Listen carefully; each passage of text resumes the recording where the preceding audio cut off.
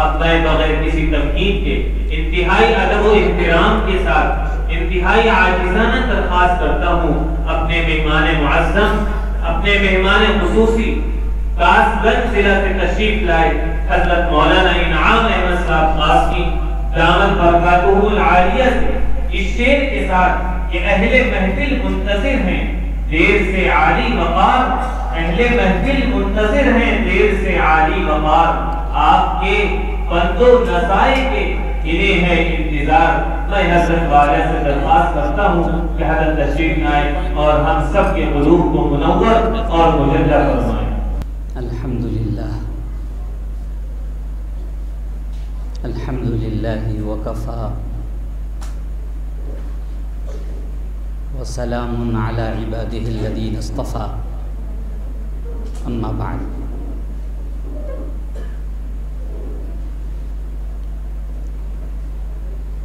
अऊज़ु बिल्लाहि मिनश शैतानिर रजीम, बिस्मिल्लाहिर रहमानिर रहीम। कुल लिल मुअ्मिनीना यग़ुज़्ज़ू मिन अब्सारिहिम व यहफ़ज़ू फ़ुरूजहुम। मोहतरम हज़रात, मुअज़्ज़ज़ सामिईन किराम, हाज़रीन जलसा और पर्दों में घरों में बैठी हुई उम्मत की बाइज़्ज़त माएँ बहन, अल्लाह तबारक तआला ने जब इस दुनिया को आबाद करना चाहा तो पहले मर्द को पैदा फरमाए। हज़रत आदम अलैहिस्सलातु वस्सलाम, और उनकी पैदाइश इस अंदाज से फरमाई गई कि पहले उनका पुतला बनाया गया, मिट्टी के गारे से। कुरान पाक ने उसको जिक्र किया। उस पुतले को बनाकर लिटाल दिया गया। इस पुतले के ऊपर से अल्लाह ने गर्मी, सर्दी, हर मौसम को गुजारा ताकि ये बदन इस दुनिया के तमाम मौसमों से वाकिफ़ हो जाए, उन तमाम मौसमों को बर्दाश्त करने का इसके बदन के अंदर इंतज़ाम हो जाए। अल्लाह ने इस तरह मर्द को पैदा फरमाया। और जब औरत को पैदा करने का नंबर आया तो अल्लाह तबारक ताला ने इस औरत का पुतला नहीं बनाया, न इसका पुतला बनाकर लिटाला गया, न इसके ऊपर गर्मी और सर्दी का मौसम गुजारा गया। अनोखे अंदाज में अल्लाह तबारक ताला ने इस औरत को जन्नत में पैदा फरमाया। जन्नत में, और कपड़ा पहने हुए पैदा फरमाया। कपड़ा पहना के अल्लाह ने इसको पैदा फरमाया। जन्नत में पैदा फरमाया और कपड़ा पहना के पैदा फरमाया। और इसके ज़रिए से अल्लाह तबारक ताला ने क़यामत तक के आने वाली दुनिया का निज़ाम तय फरमा दिया। मर्द किस तरह रहेगा, क्या करेगा, औरत किस तरह रहेगी, क्या करेगी, पैदाइश से ही अल्लाह ने उसका फैसला फरमा दिया।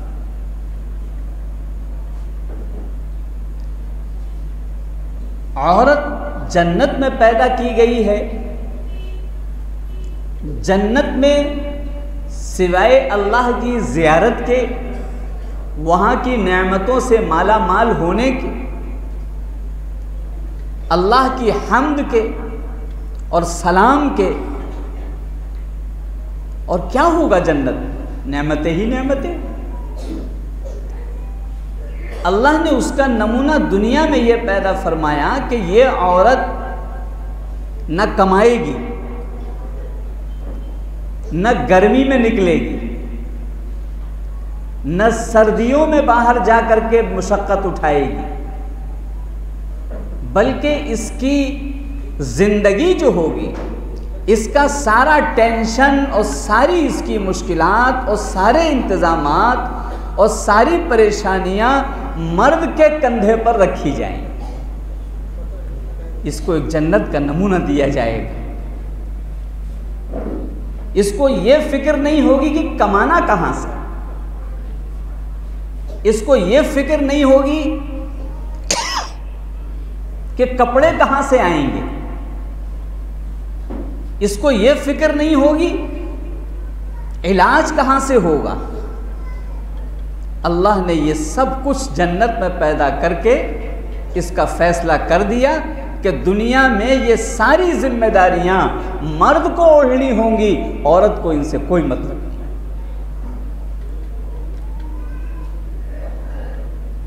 बेफिक्र होकर के ये दुनिया में रहे।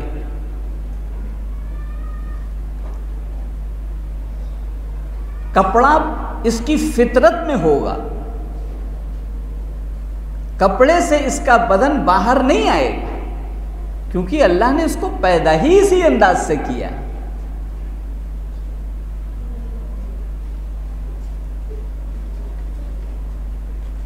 अल्लाह तबारक ताला ने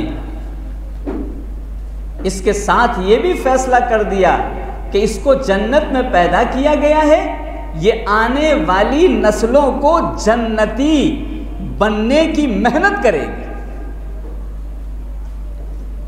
आने वाली नस्ल जन्नत में जाने वाली बन जाए, ये फिक्र औरत को बहुत बड़े तौर पर अल्लाह ने अता फरमाई, क्योंकि इसकी पैदाइश ही जन्नत की है।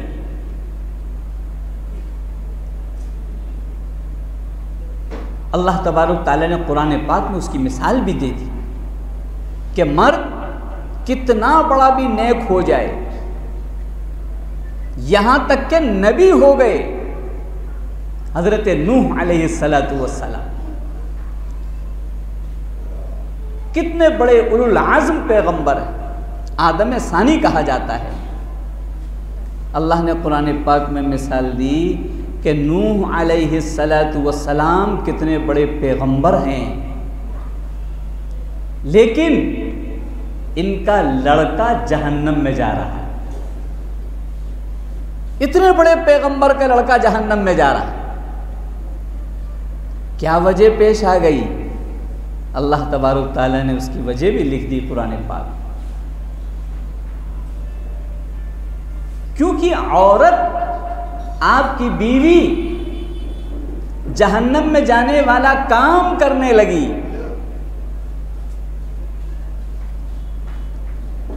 जन्नत वाले काम जो हजरत नूह अलैहिस्सलातु वस्सलाम बतला रहे थे, उससे उस औरत ने, आपकी बीवी ने रूगर्दानी की। तो जब मां जहन्नम में जा रही है तो साथ में बेटा भी जहन्नम में चला गया। सोचो कितने बड़े पैगंबर हैं, अपने बेटे पर उन्होंने कितनी मेहनत की होगी, जी जान लगा दी होगी, और अल्लाह ने उसकी कुरान पाक के अंदर बयान भी उसका फरमाया है। आखिरी सांस तक हजरत नूह अलैहिस्सलातु वस्सलाम अपने बेटे को समझाते, या बुनैया कम माना वला तकुम मअल काफिरीन, ए मेरे बेटे देख, काफिरों में मत हो जा, मेरी बात मान ले, मेरे लख्ते जिगर, मेरे जान के टुकड़े। कितना बेटे को समझाया, समझाते आखिरी सांस तक समझा, लेकिन बेटे के समझ में ही नहीं आ रहा। क्यों नहीं आ रहा है? इसलिए कि पीछे से औरत है उसके जो समझने नहीं दे रही। पता ये चला कि अगर मर्द तहज्जुद गुजार बन जाए, चिल्लों पे चिल्ले लगाए, नमाजों पे नमाजें पढ़े, तहज्जुद गुजार बन जाए, अगर घर की औरत सही नहीं है तो औलाद सही नहीं हो सकती। ये निजाम औरत के हाथ में है। अल्लाह ने ये निजाम औरत के हाथ में।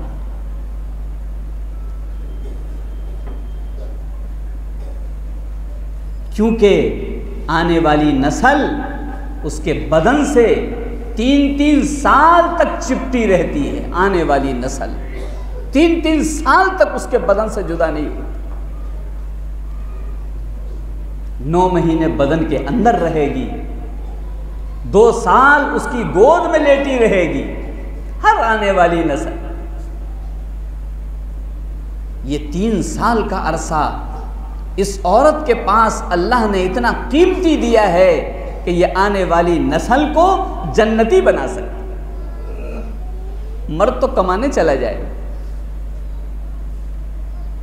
मर्द तो बाजार चला जाए, मर्द तो खेती करने चला जाए, मर्द तो तिजारत करने चला जाएगा। इस औलाद को जन्नती बनाने की मुकम्मल फिक्र कौन करेगा? औरत करेगी। इसको फारिग कर दिया है कि तुम्हें कोई टेंशन नहीं कि तुम्हें माल कहां से आएगा, खाने का सामान कहां से आएगा, कपड़े कहां से आएंगे। तुम इन सब चीज़ों से बेफिक्र होकर सिर्फ एक फिक्र को ओढ़ लो कि आने वाली नस्ल अल्लाह को पहचानने वाली और सारे जहान के सरताज इमामुल अंबिया जनाब मुहम्मदुर रसूलुल्लाह सल्लल्लाहु अलैहि वसल्लम को पहचानने वाली बन। ये औरत के जिम्मे। जब जब औरत ने इस जिम्मेदारी को ओढ़ा है, इनकलाब बर्पा हो गया।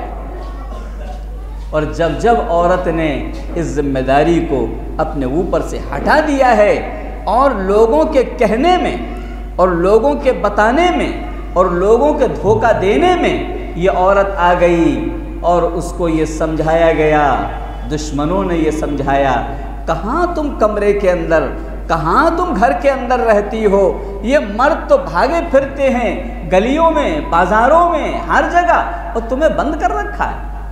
तो बड़ा जुल्म है। बाहर निकल के आओ, मर्द के शाना शाना चलो, मर्द के साथ साथ काम करो। मर्द कमा सकता है कि तुम नहीं कमा सकती? मर्द रुपये ला सकता है, तुम नहीं ला सकती? ये मुसलमान जुल्म करते हैं औरतों पर। इन्हें तो घर में बंद कर रखा है, खुद टहलते घूमते। ये धोखा दे देकर औरत को जहन में इतना फिट किया कि औरत भी समझने लगी कि हाँ, इस्लाम में तो हम पर जुल्म हो रहा है। हमको तो यहाँ घर के अंदर कर दिया है और ये अपने भागे फिर रहे। ये कमा सकते हैं तो क्या हम नहीं कमा सकते? ये दुकान चला सकते हैं तो क्या हम नहीं चला सकते? औरत के जहन में ये जहर फिट किया, और जब फिट हुआ तो औरत ने भी कुरान पाक को उठाकर अपने ऊपर से हटा दिया और उसने कहा कि मुझे अल्लाह के हबीब का फैसला और कुरान का फैसला मंजूर नहीं, मुझ पे तो जुल्म हो रहा, मैं तो बाहर निकलूंगी। अब ये औरत का बदन गर्मी और सर्दियों के बाहर की हवाओं को और थपेड़ों को बर्दाश्त करने की सलाहियत इसके बदन में नहीं, इसलिए कि पैदा तो जन्नत में हुई, नाजुक पैदा हुई, नाजुक तरीन अल्लाह ने इसको बनाया। ये बाहर के गर्मियों के और जाड़ों के थपेड़े, ये औरत की नर्म नाजुक खाल इसको बर्दाश्त करने की सलाहियत नहीं रखती। पहला नुकसान तो ये हुआ कि जब ये औरत बाहर निकलने लगी और इसने अपने बदन से कपड़े हटाने शुरू करे जो जन्नत में उसको पहना के दिए गए थे, पैदा किया गया था, इसकी फितरत में रखा गया था। पहला नुकसान तो ये हुआ कि इसकी खालें उन तमाम हवाओं से खराब होने लगी। चेहरे की खाल, हाथ की खाल, बदन की खाल झुलसने लगी, क्योंकि मर्द के बदन में ये सलाहियत थी, औरत के बदन में ये सलाहियत ही नहीं थी कि तमाम थपेड़ों को बर्दाश्त कर लेती। मैंने देखा कि एक औरत जा रही है स्कूटी पर और दस्ताने उसने यहाँ तक पहन रखे हैं ऊपर। तो मैंने पूछा कि ये मर्द लोग तो खुले हाथ चल रहे हैं, ये औरत ने दस्ताने ये यहाँ तक क्यों चढ़ा रखे? तो पता चला कि इस औरत ने हाथ खोला जो इसको ढकने का हुक्म दिया गया, और जब हाथ खोला तो इसको चिर्म रोग हो गया। डॉक्टर को दिखलाया तो डॉक्टरों ने कहा कि इस हाथ को ढको, नहीं तो ये चिर्म रोग तुम्हारा सही नहीं हो पाए। इसलिए कि इस बदन के अंदर, इस खाल में वो ताकत ही नहीं है, अल्लाह ने बनाई नहीं है कि ये बाहर के मौसम को बर्दाश्त कर सके। अब डॉक्टर कह रहे हैं दस्ताने चढ़ा दो। अल्लाह के हबीब ने, सारे जहान के सरताज ने, इमामुल अंबिया जनाब मोहम्मदुर रसूलुल्लाह सल्लल्लाहु अलैहि वसल्लम ने फरमाया कि ये आस्तीन तुम यहाँ तक रखना, हाथ को मत खोलना। यहाँ उसके समझ में नहीं आई, और जब चिर्म रोग हो गया और डॉक्टर कहता है ढको, तो अब इतने बड़े बड़े दस्ताने वो हाथों में चढ़ा कर बाहर निकले। अगर अल्लाह के हबीब की बात मान ली होती तो चिर्म रोग तुम्हें नहीं होता। आस्तीन का कपड़ा तो आ जाता 10 रुपये में, 50 रुपये में, अब ये दस्ताना आ रहा है 500 रुपये में और 1000 रुपये। करो खर्च, और फिर भी तुम चिर्म रोग से बच नहीं पाओ। अल्लाह ने जिस फितरत पे तुम्हें पैदा किया, तुमने उस फितरत को उठा के फेंक। जन्नत का नजारा तुम्हारे सामने था, तुमने उसको उठा के फेंक दिया। अब जब चेहरे झुलसने लगे, चेहरों की खालें खराब होने लगी, तो अब उन दुश्मनों ने कहा ये तो हम पर इल्ज़ाम आ जाएगा कि इन लोगों ने बाहर निकाल करके सारी खालें औरतों की खराब कर दी, इनके चेहरे बिगाड़ दिए, चिर्म रोग हो गए, क्या करना चाहिए? इन्होंने कहा कि मेकअप के सामान निकालो। मेकअप के सामान कि खाल तो काली हो और नजर सफेद आ जाए। सारी कंपनियां मैदान में कूद पड़ी और लाखों करोड़ों रुपए का अपना बिजनेस उन्हीं औरतों से करने लगी। अब इनको पैसे खर्च करने पड़ रहे हैं अपने चेहरे की खाल को सही दिखाने के लिए। अगर सिर्फ इतना ये कर लेती कि जन्नत का जो नमूना दिया गया था कि चेहरे को छुपाए रहती, तो ये कोई झुलसना और ये चेहरा खराब होना हरगिज़ इनके ऊपर मुसल्लत नहीं किया जाता। लाखों रुपए से बच जाती, कुरान की मान लेती, अल्लाह के हबीब की मान। हमारे कासगंज में एक मोहल्ले में एक औरत जिसका किसी नामहरम ने चेहरा नहीं देखा, पूरा मोहल्ला कहता था कि जब वो इज्तिमा में आती है तो औरतें कहती हैं कि इसके चेहरे पर नूर कहाँ से है, ये कौन सा पाउडर लगाती है, ये कौन सा क्रीम लगाती है, ये कौन सा मेकअप करती है। जब उससे पूछती थी तो वो औरत कहती थी मैं तो ये सब जानती भी नहीं हूँ कि क्रीम कौन सी और पाउडर कौन सा है।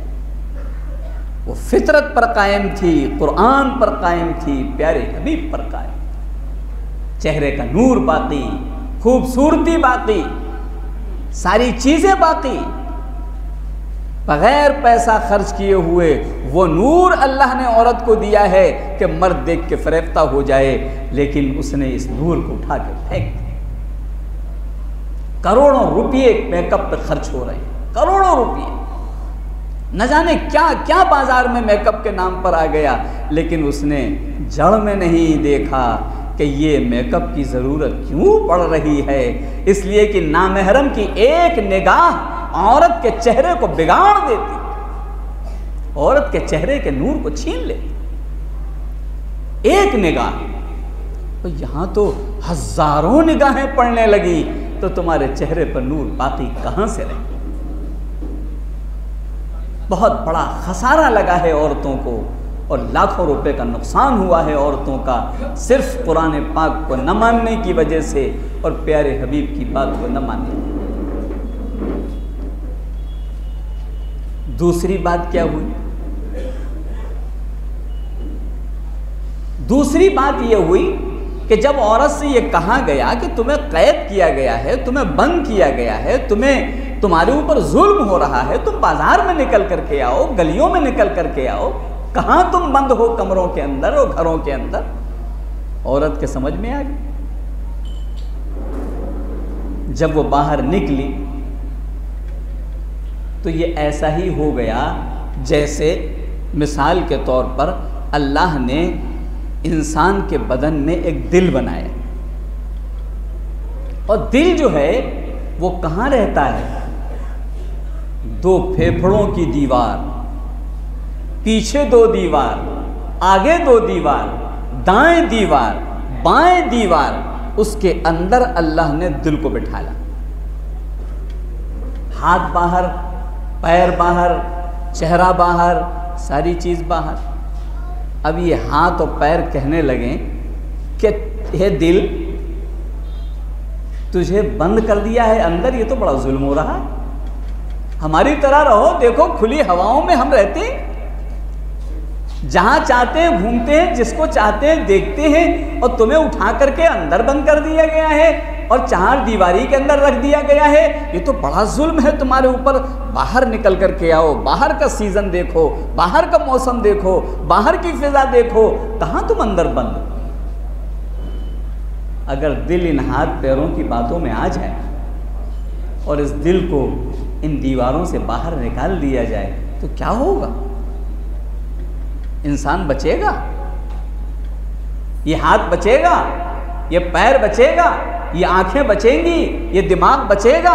ये कोई बदन का निजाम नहीं बच सकता है अगर ये दिल निकल करके बाहर आए। यही औरतों को धोखा दिया गया।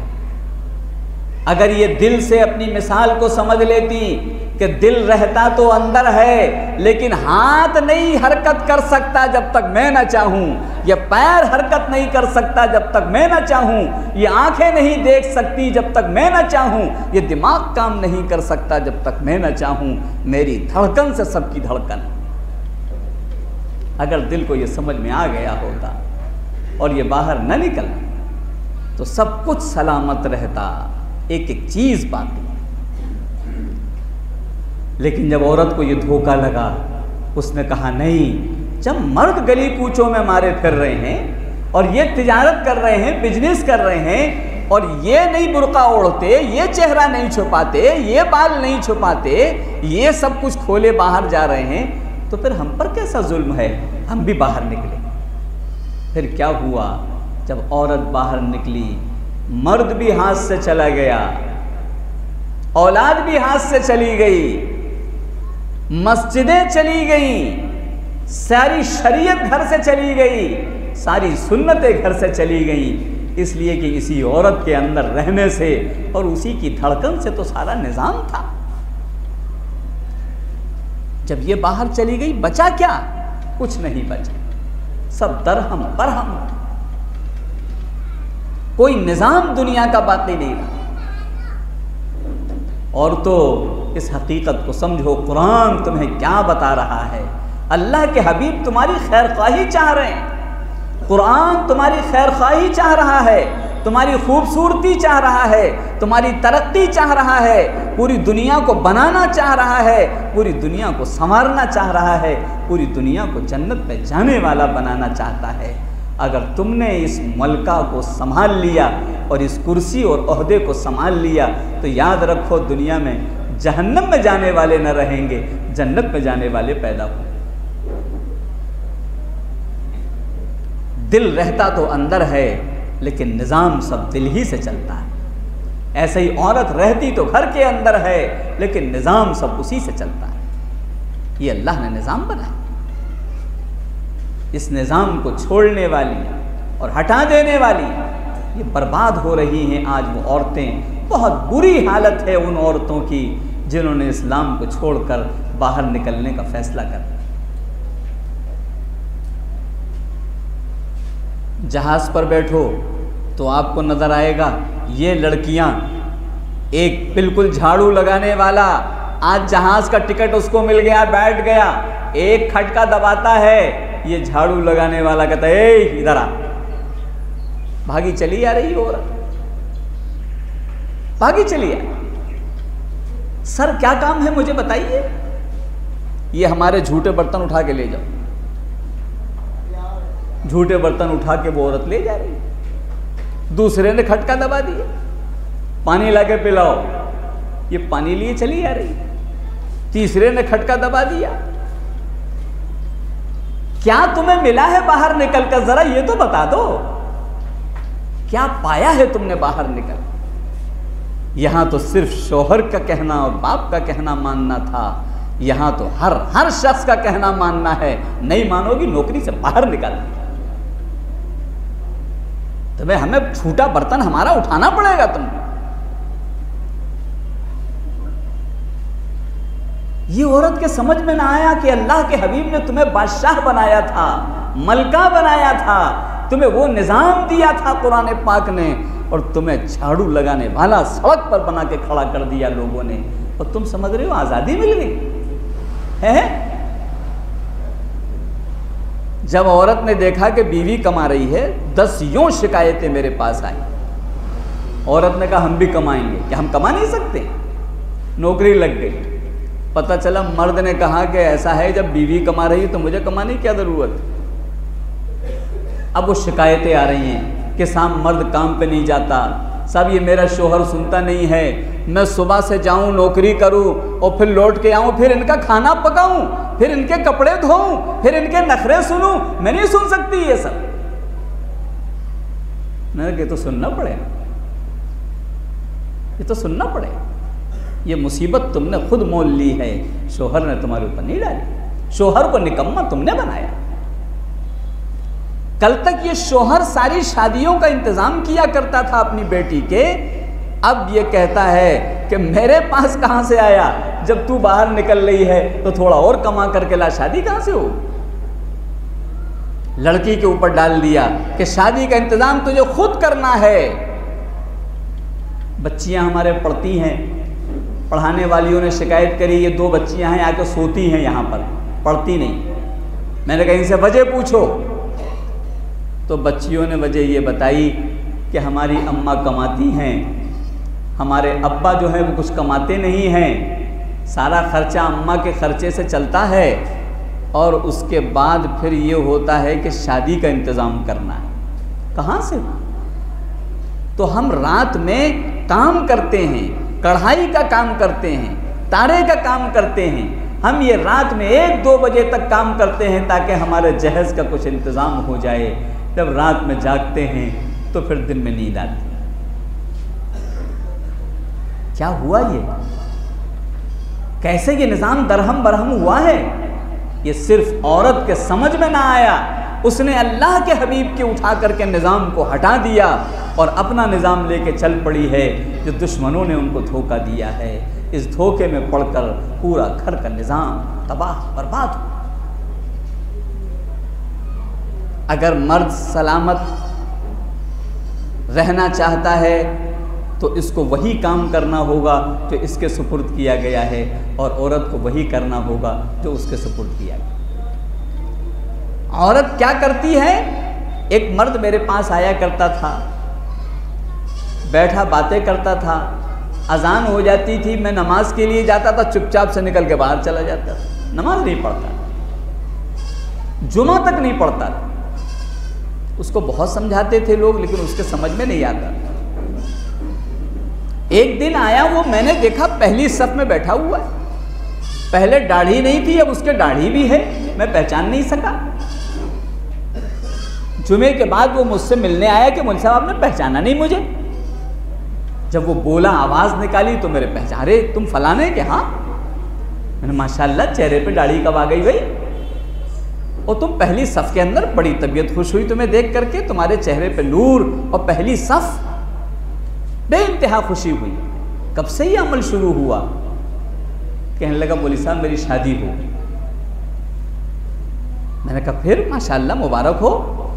कि मौलवी साहब पहली रात में मैं सो रहा था, कमरे में रोने की आवाज़ आई, अंधेरा था, मैंने उठ के लाइट जलाई कि यहाँ रो कौन रहा है। जब मैंने लाइट जलाई तो मैंने देखा कि मेरी बीवी नहा धो करके तहज्जुद पढ़ रही है और अल्लाह से गिड़गिड़ा कर दुआ कर रही है। मैंने कान लगाया ये मांग क्या रही है, तो वो औरत कहती थी, ए अल्लाह तूने जिसके हवाले मुझे किया है इसको भी जन्नती बना दे और आने वाली नस्लों को भी जन्नती बना दे, मुझे भी जन्नती बना दे। रो रही थी, बिलक रही थी, तड़प रही थी। अब मुझे नींद कहाँ से आए? जिसकी बीवी रो रही हो उसका शोहर कहीं सोया करता है? पहली रात का मामला। कहता है मेरी नींद गायब हो। मैंने सोचा औरत जात ये अल्लाह के सामने रो रही है, तू पड़ा सो रहा है, शर्म नहीं आती? मैं भी नहाया और नहाने के बाद मैं मस्जिद पहुंच गया कि चलो अकेले में, जैसे ये बीवी रो रही है इसको रोने दो, मैं भी अल्लाह के पास चल के अकेले में रोता। कहता मैं मस्जिद पहुंच गया, मैंने 2 रकात की नीयत बांधी। ज़िंदगी में कोई भी हादसा हो जाता था मेरे दिल पे असर नहीं होता था, मेरे आंसू नहीं निकलते। लेकिन जब मैंने 2 रकात की नीयत बांधी है तो इतना रोना आया कि ज़िंदगी में कभी नहीं रोया। रो रो कर वो मज़े की 2 रकातें 4 रकातें मैंने पढ़ी और पढ़ने के बाद मेरी सारी ज़िंदगी बदल गई। वो दिन है और आज का दिन है, न तहज्जुद छूटती है न नमाजें छूटती। ये है वो निज़ाम जो अल्लाह ने नाजिल किया है और सारे जहान के सरताज इमामुल अंबिया जनाब मुहम्मदुर रसूलुल्लाह सल्लल्लाहु अलैहि वसल्लम जिस निज़ाम को लेके आए हैं। ए औरत तू मुसल्ला बिछा दे, तुझे आज़ाद किया गया है खाने की फ़िक्र से, कमाने की फ़िक्र से, कपड़ों की फ़िक्र से, और रोकर अल्लाह से मांग ले। फिर देख तेरा घर हम कैसा बना दें, फिर देख घर में कैसी रहमतें आती। जिस शख्स को तबलीगी जमात वाले उसको पकड़ नहीं पा रहे हैं, मौलवी पकड़ नहीं पा रहे हैं, इस औरत के 2 आंसुओं ने उसकी ज़िंदगी को तब्दील कर दिया। आज ऐसी औरतों की ज़रूरत है जो अब नज़र नहीं आ रही। ऐसा नहीं कि ख़त्म हो गया, ऐसा नहीं है, क़यामत तक बाकी रहेंगी, लेकिन कम होती जाए, जिसकी वजह से आज सारा निज़ाम दरहम बरहम। औरत धोखे में आ रही। ट्रेन पर सफ़र कर रहे थे, सामने एक फ़ौजी बैठा हुआ था, बीवी बुर्का ओढ़े हुई थी, मई जून का महीना था। तो फ़ौजी कहने लगा ये धोखे औरतों को दिए जाते हैं, अक्लमंद औरत जो अल्लाह के हबीब की आशिक होती है वो किसी के धोखे में नहीं आती। और जब अल्लाह के हबीब से इश्क कम हो जाता है और कुरान से निगाह हट जाती है तो हर एक के धोखे में आए।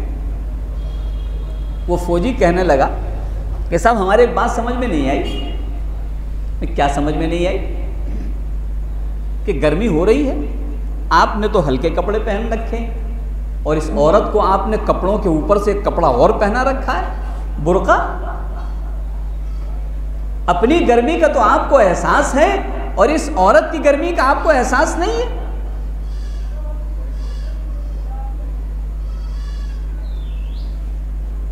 ये अल्फाज उस फौजी ने औरत के सामने कहे। उससे कहा कि अच्छा, आपने अपना दर्द आज बयान किया है, इस दर्द को हम गवर्नमेंट तक पहुंचाएं। वो समझा नहीं। कहा हमको तो इजाजत है कि हम हल्का फुल्का कपड़ा पहन लें, और आप फौजियों को इतनी भी इजाजत नहीं। मई जून का महीना चल रहा है और तिरपाल का कुर्ता पजामा है, पैंट शर्ट है, इतना मोटा कपड़ा, बड़ी गर्मी लगती होगी, आपके तो अंदर छाले पड़ जाती हो,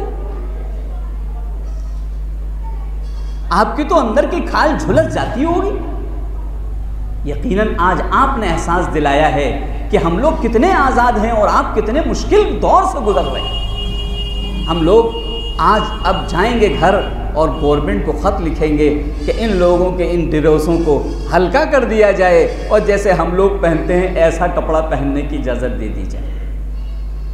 बहुत तकलीफ़ में रहते होंगे हमारे फौजी, और ऊपर से ये बक्सा इतना बड़ा आपको उठा के चलना है, बड़ा भारी बक्सा साथ में लेके चल, फिर ऊपर से जूते और मोजे इस गर्मी में, तो बहुत जुल्म फौजियों के ऊपर हो रहा है। ये आज आपने अपना दर्द बयान किया है, यकीनन हम इसको लिखेंगे ताकि आपके कपड़े कुछ हल्के कर दिए जाए, आपका बोझ कुछ हल्का कर दिया जाए, कम से कम गर्मियों में तो छूट दे दी जाए। अब उसने बजाय औरत की तरफ देखने के वो अपना बदन देखने लगा है, मैं क्या पहने हुए हूँ। अब उसने देखा कि वाकई में ये तो बड़ा मोटा कपड़ा है इनके मुकाबले, तो कहने लगा मौली साहब, मुल्ला जी ये हमारा ड्रेस है। मैंने कहा मोहतरम पढ़े लिखे नहीं मालूम होते हो, तुम्हारा ड्रेस है, ये भी इनका ड्रेस। जिस तरह आपको ड्रेस में गर्मी नहीं लगती, ऐसे इस औरत को भी इस ड्रेस में गर्मी नहीं लगती।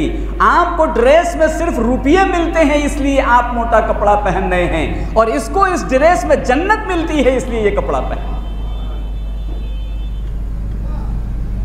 इसको अल्लाह के हबीब की रजा मिलती है, इसको अल्लाह की मर्जी मिलती है, इसलिए इसको इसमें गर्मी नहीं लगती है। जिस तरह आपको चंद टकों के खातिर इतने मोटे कपड़ों के अंदर गर्मी नहीं लगती कि आपने तो मुझे ही घेर लिया। मैंने कहा जब तुम दूसरों को घेरोगे तो घेरो तो जाओगे, धोखा में डालना चाहते हो औरतों को। ये औरतें इतनी नासमझ नहीं हैं, ये कुरान पाक पढ़ी हुई हैं, ये अल्लाह के हबीब की आशिका हैं। इनको कोई गर्मी वर्मी नहीं लगा करती है, ये इनके ड्रेस हैं, जैसे आपको गर्मी नहीं लगती। अब उसने देखा लोग हंसने लगे, उसने देखा कि ये तो बात मुझ पर फिट हो रही है, लाओ थोड़ा सा घुमाया जाए। उसने बात को घुमाया, कहने लगा अच्छा एक बात बताइए। क्या बात? कि सुंदरता दिखाने के लिए होती है छुपाने के लिए होती है? सुंदरता दिखाने के लिए होती है छुपाने के लिए? आपके पास कोई नोट वोट रखते हो या ऐसी चल दिए हो? कुछ नोट वोट है जेब में कि हाँ हाँ 500 का है कि है, इस तरह दिखाओ। तो उसने अंदर वाली जेब से निकाले और दिखाए। कुछ चाय वाय लेने के लिए कुछ टूटे पैसे भी लेके चले हो कि हाँ हाँ वो कहाँ रखे?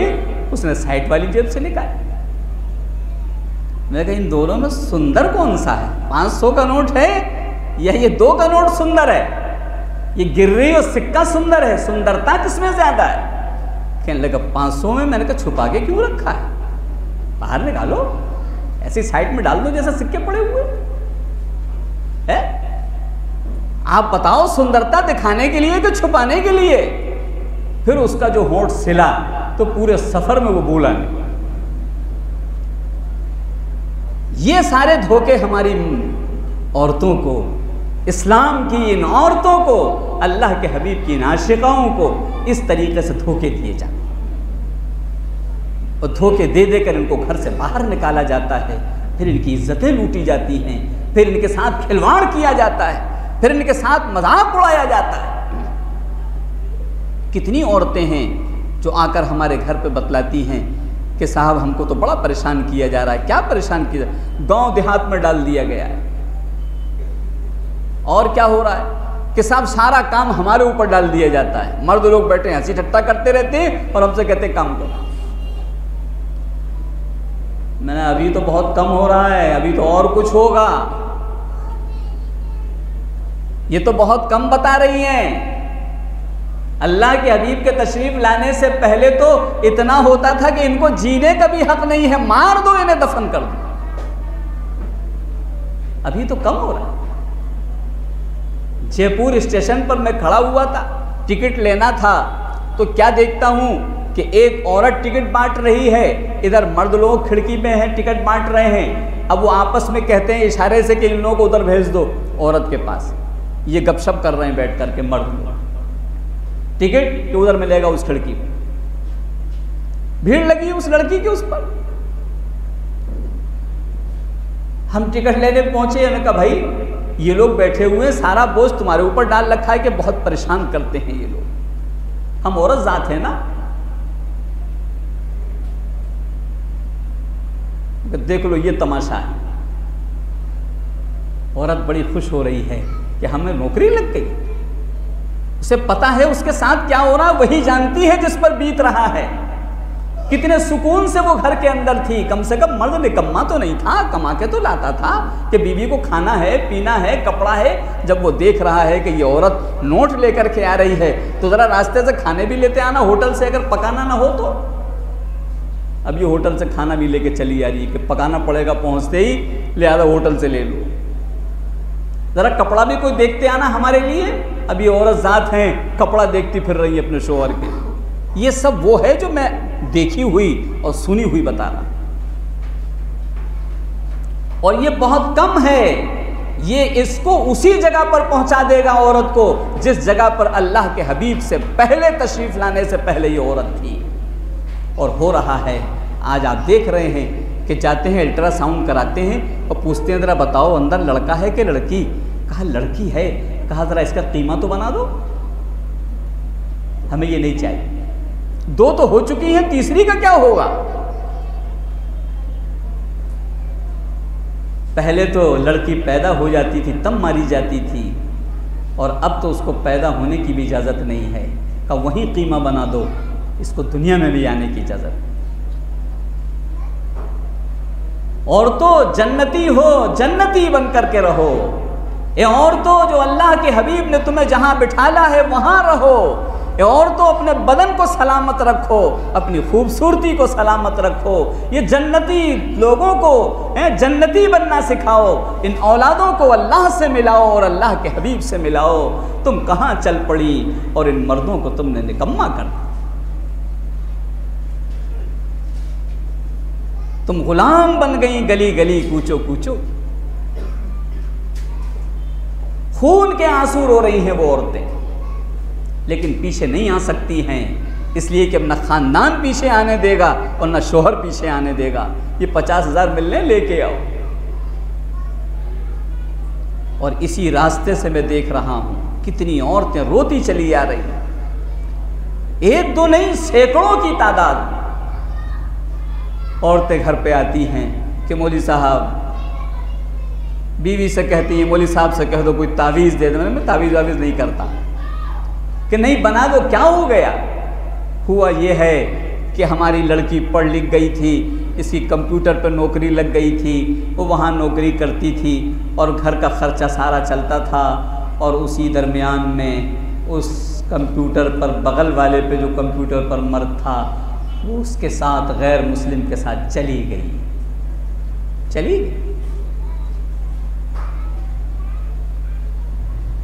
जब दिल बाहर निकलेगा बचेगा कुछ नहीं, न इज्जत बचेगी, न इफ़्फ़त बचेगी, न इस्मत बचेगी, न दौलत बचेगी, न घर बचेगा, न कुछ बचेगा। सब तबाह हो बर्बाद। बाहर मुल्क वाले रो रहे हैं, बिलक रहे हैं कि दुनिया उनके पास करोड़ों रुपये हैं, लेकिन बिलक रहे हैं कि सुकून कहाँ मिलेगा, कैसे मिले। औरतें बिलक रही। सुकून तो अल्लाह के हबीब, सारे जहान के सरताज, इमामुल अंबिया जनाब मोहम्मदुर रसूलुल्लाह सल्लल्लाहु अलैहि वसल्लम के तरीक़े में है। काश कि औरत इसको समझ जाती और आने वाली नस्लों पर जन्नती बनने की मेहनत कर देती और अल्लाह से मिला देती और प्यारे हबीब से मिला देती। काश कि यह हकीकत समझ में आ जाती। बाहर निकलने में तुम्हारे कोई फ़ायदा नहीं है, तबाही और बर्बादी है। तुम्हें कैद नहीं किया जा रहा है, तुम्हें मलका बनाया जा रहा है, तुम्हें बादशाह बनाया जा रहा है। इस औरत से कहा तुम बैठो गद्दी पर, ये मर्द कमा करके लाएगा। अल्लाह ने इसको इसलिए बनाया। लेकिन औरत गद्दी पे जब नहीं बैठी और बाहर निकली तो तबाही और बर्बादी पूरी दुनिया में फैल रही है और अभी और फैलेगी। यहाँ तक के जो नंगी औरतें रहती हैं, बुर्क़े में नहीं रहती, उन पर जिन्नात भी सवार होते हैं, भूत भी सवार होते हैं और इंसान भी। ये वो तबाही का रास्ता है। और ये साबुन बेचने वाले, ये फ्लैश की सीट बेचने वाले, ये मोबाइल बेचने वाले और ये तमाम चीज़ें बेचने वाले इन नंगी औरतों के फ़ोटो लगा लगा कर अपना माल बेचते हैं। तुम्हें बेचने का धंधा बना रखा गया। किसी बुर्क़े वाली औरत, किसी पर्दे वाली औरत का फ़ोटो कहीं तुमको साबुन बेचने के लिए, मोबाइल बेचने के लिए इस्तेमाल होते नहीं मिलेगा। जब तुम हो गई हो तो जाओ, तुम बेचने ही की चीज़ बना दी गई हो, बिको और बिकाओ।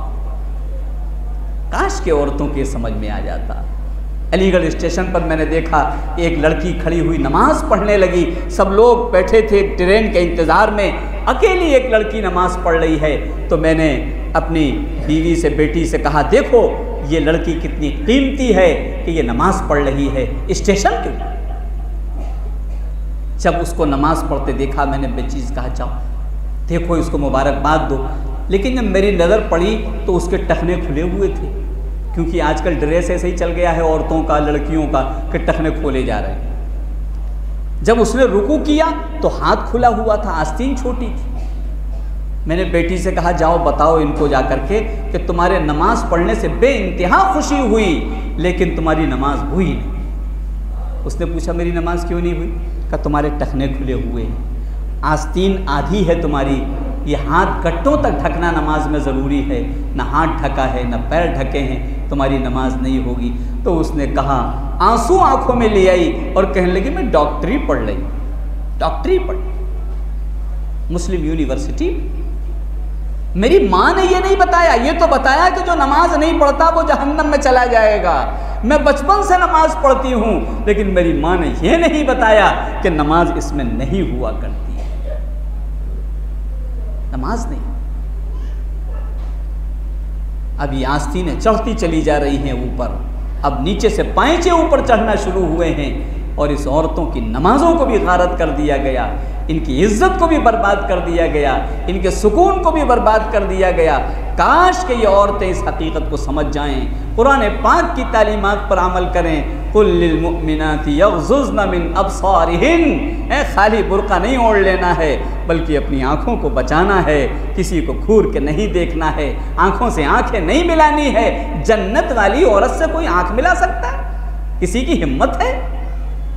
हरगिज़ नहीं, औरत से आँख नहीं मिलाई जा सकती। जन्नती बन जाओ, आने वाली नस्लों को गोद में बिठाल लिटाल के समझा दो, ए बेटी तुम्हें पूरी। एक घर में जाना हुआ और वहाँ पर जब मैंने देखा कि बच्ची जो है वो अंदर से रोने की आवाज़ आ रही है और वो मुझको चाय पिलाने ले गए थे, लेकिन चाय मैंने कहा बाद में पिलाना, पहले जाके देखो बच्ची क्यों रो रही है।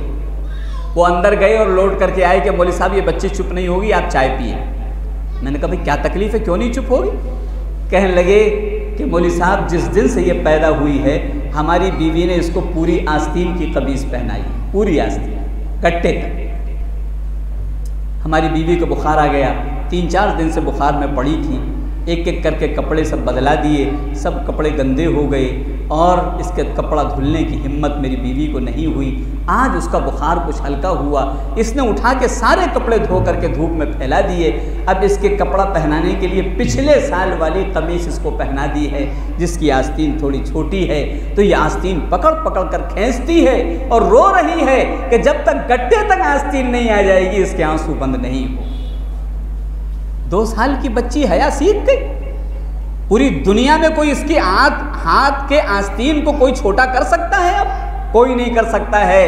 ये बिलक बिलक कर रोएगी और कभी बेहयाई को पास नहीं आने देगी। और जब हमने अपने छोटे छोटे बच्चों को उठाकर आधी आधी आस्तीन के कपड़े ला के पहना दिए, ये बड़े होकर कभी पूरी आस्तीन न पहनेंगी, न इनकी नमाज होगी, न इनको इज्जत मिलेगी, न इनके हाथ खूबसूरत बाकी रहेंगे, न इनके चेहरे खूबसूरत बाकी रहेंगे। सब कुछ इनको क्रीम पाउडर के बलबूते रहना पड़ेगा। अल्लाह इस हकीकत को समझने की और हम सबको इस इज्तिमा में और इस जलसे में जो यहाँ के लोगों ने, हमारे उलमा ने, हमारे बड़ों ने हमें लाकर औरतों को पीछे और मर्दों को सामने इसीलिए बिठाला है। काश कि अल्लाह के हबीब की बात समझ में आ जाए, कुरान पाक समझ में आ जाए, इन दुश्मनों की इन धोखाधड़ी को समझ में आ जाए, और जो इज़्ज़तें लुट रही हैं आज औरतों की बच जाएं। अल्लाह इस हकीकत को समझकर उसी पर हमको ज़िंदगी गुजारने की तौफ़ीक़ नसीब फरमाए। व आखिरु दावाना अनिल हम्दुलिल्लाहि रब्बिल आलमीन। दुआ कर लीजिए। अल्हम्दुलिल्लाहि रब्बिल आलमीन वस्सलातु वस्सलामु अला सय्यिदिल मुरसलीन मुहम्मदिन व अला आलिहि व अस्हाबिहि अजमाइन। इलाही तमाम ख़ताओं को माफ़ फरमा, तमाम लग़ज़शों को माफ़ फरमा, हर किस्म की छोटी बड़ी ख़ताओं को दरगुदर फरमा। इलाही हमारे घर की औरतें इज़्ज़त के साथ प्यारे हबीब के तरीक़े पर ज़िंदगी गुजार रही थीं, आज दुश्मनों ने इनको बहका बहका करके घरों से बाहर निकाल दिया है। जिनकी इज़्ज़तें भी लुट रही हैं, जिनका सुकून भी लुट रहा है, जिनकी खूबसूरती भी लुट रही है। इलाही हम तमाम ईमान वाली औरतों को प्यारे हबीब की बात समझने की तौफ़ीक़ अता फ़रमा, कुरान पाक का सबक समझने की तौफ़ीक़ अता फ़रमा, जन्नत की ज़िंदगी इनको अता फ़रमा, दोज़ख की ज़िंदगी से इनको नजात अता फ़रमा। इलाही घर का मर्द कितना भी नेक हो जाए, औरत जब तक नेक न होगी आने वाली नस्ल जन्नती नहीं बन सकती। इलाही हर हर औरत को इस हकीकत को समझने की तौफ़ीक़ नसीब फरमा। इलाही जिस तरह दिल आपने अंदर रखा है, इलाही ऐसे ही आपने औरत को भी दिल से ज़्यादा कीमती बनाकर अंदर रखा है। इलाही इस हकीकत को समझने की तौफ़ीक़ अता फ़रमा। अब तक जो गुनाह हुए हैं, जो जुर्म हुए हैं, जो हमने अपने बच्चों की तरबियत सही नहीं की है, इलाहुल आलमीन इस जुर्म अज़ीम को माफ़ फरमा दीजिए, इस जुर्म अज़ीम को माफ़ फरमा दीजिए, इस जलसे को कामयाब फरमा दीजिए, हर एक को प्यारे हबीब से इश्क़ अता फरमा दीजिए। ये जलसा करने वाले हमारे बुज़ुर्गान दीन, इलाहुल आलमीन ला बिठालने वाले ये हमारे बड़े, इनकी उम्रों में बरकत नसीब फरमाइए, हर किस्म के शुरूर व फितन से इनकी हिफाजत फरमाइए। इलाहुल आलमीन पूरे आलम के अंदर इस्लाम को बुलंद फरमा दीजिए, सलामती को आम फरमा दीजिए, अमन को सुकून को आम फरमा दीजिए, बेचैनी बेसुकूनी को ख़त्म फरमा दीजिए। इलाहुल आलमीन हमसे जिन लोगों ने दुआओं के लिए कहा है या लिखा है, या उनका हम पर हक़ है, जो हमसे उम्मीद रखते हैं, कहना चाहते हैं, उन्हें मौका नहीं मिला, इलाही आप सबके दिलों के मुरादों के जानने वाले हैं, सबके जायज़ मकासद को पूरा फरमा दीजिए, सबकी जायज़ परेशानियों को दूर फरमा दीजिए, जायज़ मुरादों से सबकी झोलियाँ भर दीजिए। इलाहुल आलमीन और मुसल्ला बिछा बिछा कर औरतों को आपके सामने हाथ फैलाने वाला बना दीजिए, दर दर हाथ फैलाने से इनको बचा लीजिए। जो दुनिया से जा चुके हैं सबकी मग़फ़िरत फरमा दीजिए। हम सब लोगों को अपने अपने वक्त पर कामिल ईमान पर ख़ातिमा नसीब फरमाइए। रब्बना तक़ब्बल मिन्ना इन्नका अंतस समीउल अलीम व तुब अलैना इन्नका अंतत तव्वाबुर रहीम। व सल्लल्लाहु तआला अला खैरि खल्क़िही मुहम्मदिन व अला आलिहि व अस्हाबिहि अजमईन। आमीन बिरहमतिका या अरहमर राहिमीन। जज़ाकुमुल्लाहु खैरल जज़ा।